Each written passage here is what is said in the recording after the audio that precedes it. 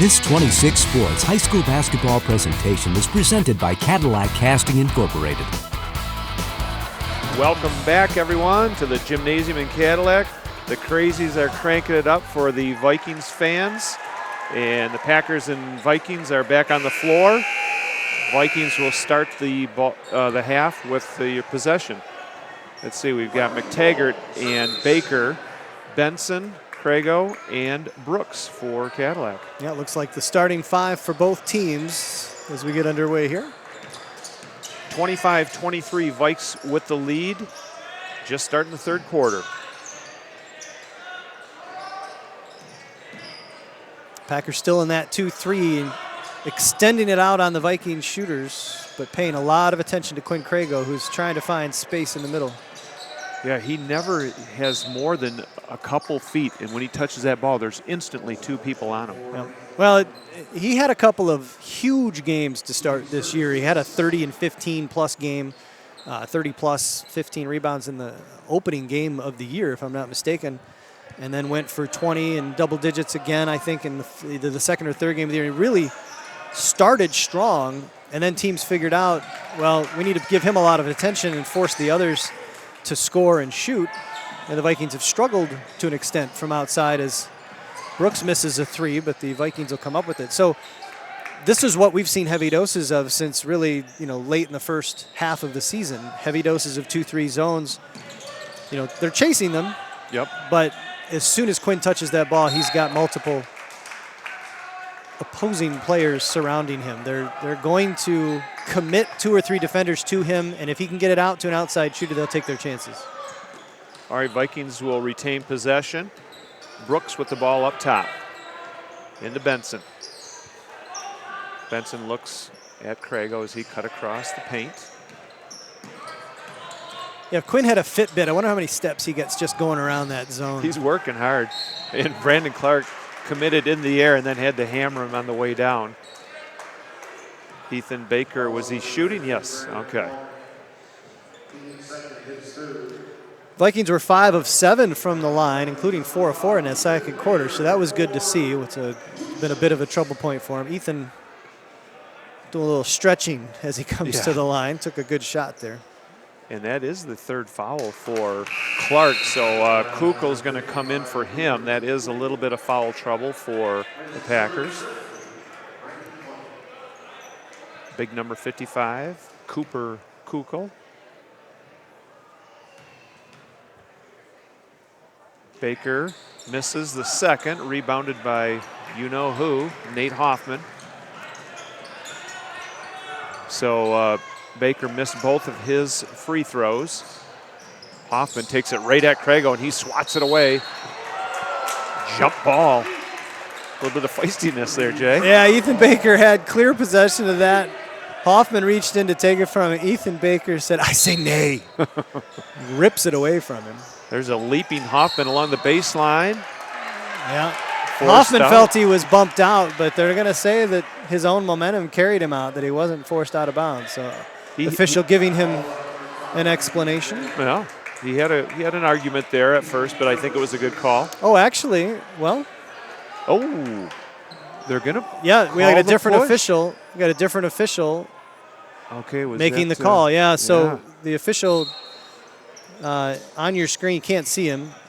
Up high. Came out and made a different call. So there was a foul called on the Vikings, although I don't know who they called it on. So the Packers retain possession. Kukel from three-point land. He wasn't afraid to shoot it. No. Now right back the other way is Brooks. He's got an open Benson. He'll take it right at and lay it in.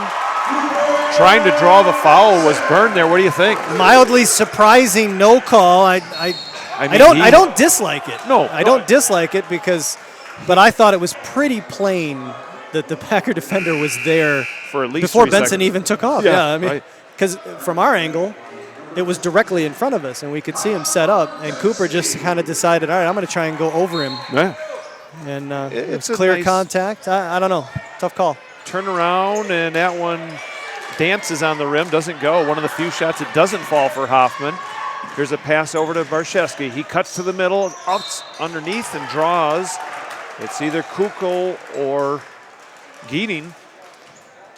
Barczewski doing a nice job of splitting the defense there, getting it up on the glass, and he'll benefit from a couple of freebies. That was Cooper Kukul on his first foul. Barczewski off the mark. Well, obviously, I reverse jinxed the Vikings accidentally by talking about how well they were shooting free throws. They missed their first three coming out I'm here in the second half. an equal opportunity jinxer, so I'll do it to either team. All right, he makes the second. Vikings 28, Fremont 23 with 5:42 to go here in the third quarter. You are watching boys high school basketball action on My News 26 Sports. Jay Simon along with Bill Dooley. Happy to bring you the action tonight. Hoffman cutting hard to the basket, floats one up too hard. Kukul with the rebound. That one's knocked away by Quinn, I believe. He got a piece of it. Yep, another block from Crago. I think he may have actually left his feet for that block. McTaggart gets it back to Benson. He thought about it. Just a little indecision. Nice play there by the Packers, and great teamwork. The steal by Dominic Byrne. Yep, the top of that zone, really, really aggressive, especially when Ethan Baker is on the bench. They are challenging these sophomore ball handlers. He kind of snuck up behind him. I don't know if there was communication letting him know. Crago will get it over to Benson. Cross court to McTaggart. In quickly to Barczewski. He's got Crago and a travel. Yeah, that's a solid call. He Very definitely took the step, wanted to dribble, but there was nowhere to dribble because he put it right into the hands of the Packer defender. I want to say that was Colin Howell, and he just dragged the pivot foot. So, and like you were saying, Jay, you get the ball. He's got that range right there. If he just grabs, shoots, it's a good range for him. Yep, and I don't know. The offense may not call for that type of thing, and that may not be what they want him to do when he gets the ball, but it should have been a double dribble there as Kukul had already had possession and put it on the ground to reclaim it. Vikings get it back with some justice there. But when you've got an 8 to 12 footer and you've got the kind of stroke that Quinn has, shoot it. So now they're doubling him from behind, and it's going to be tough for him when he's got 3 red shirts coming at him all the time. Even at 6'6", it's a challenge to find the open man, even when you're looking over everybody. And you would like to see maybe Quinn take those short jumpers. He's got a great stroke. Doesn't even have to leave his feet. Well, this time a one-handed jumper. Quinn listening to me. Yes. Oh. Vikings will retain it. Yeah. He may have to try a quick kickback too. You know, get it, kick it back, and then get that little give and go. But Vikings all the way back to Brooks. Touch pass to Benson. Crago tried to dribble it, and coming up is Geating with it. All the way over to Ben Schmidt back in the game. And is they going to count it? They will count it. Great play by Schmidt and Hoffman, and he's got a chance for a three-point play. Yep, Cam McTaggart's going to get I call it a cheap foul, but it's only not because it's not a foul, but because it's the kind of one you just don't need to commit. You're rarely going to get a kid from behind like that in that situation. Chances are you're going to get the foul call. Best bet is to just hold your ground and make him make the tough shot because he thinks you're going to block it. He completes the three-point play, and he's got, I want to say, at least 20. Hoffman's got 20 in the game. Got 20. 3:50 to go here in the third, Bill. That's a quick 20. Knotted at 28. Packers refuse to go away. Now, very impressive showing here for the Packers as they get ready for Newaygo next week. There's a steal by Hoffman. Quick pass over to Schmidt. Fakes, goes in off the glass, and he's fouled. I think that was Vinny Genema. Right now, it's all Packers. Yep. Defensively, they've just been very impressive, very active hands. There's not you don't see kids shuffling their feet and keeping their hands down by their waist. Their hands are up. They're trying to get into the passing lanes, and they're just really disrupting things for the Vikings right now. And Jay, they are quick. I mean, when you look at Schmidt and then Byrne, I mean they're sneaking in behind and rebounded nicely by Brooks, Keegan Brooks, all the way up to Benson, up top to Brooks, and they've got him rattled a little bit right now. Vinny Genema with the turnaround. won't go. Nice rebound. He'll get it over. That's a good athletic play. Mason McDowell with not much of a prayer on that one. He gets it back. He'll take it again. And in and out. Nice look to find Barshevsky. Barshevsky puts it up. I think Mason had the positioning if he just didn't move his feet. Yeah, it was a good job by Barshevsky. You could see him kind of lining him up. He gets the body turned. And when you elevate as a defender, if you're not in place and you're sliding with the offensive player and you make any kind of motion going after that block, you're going to draw that foul every time. All right, checking back in for Fremont is Connor Granzo. As we said earlier, he was fighting a cold, so he's gutting it out. Second one is a make for Tyler, and it is knotted at 29 with 2:50 to go here in the third quarter. Hoffman down the lane, lays it up and on the floor before the shot. That was Benson, I believe. Yeah, pretty much anytime they put anybody else other than Baker on Hoffman, he's attacking the rim.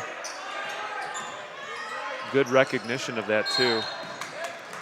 Whoa. We're going to get a hand check on Benson. And it was close to 5 right before that, too. Yeah, that's a tough call for Cooper, but you like the work that he's doing defensively, staying with Hoffman, trying to draw that 5-second call, but that's a point of emphasis for officials. I have a super secret source, friend of mine, just a friend of mine that refs, and he's told me that is a point of emphasis for them as the Packers miss that shot, paying attention to the hand on the waist.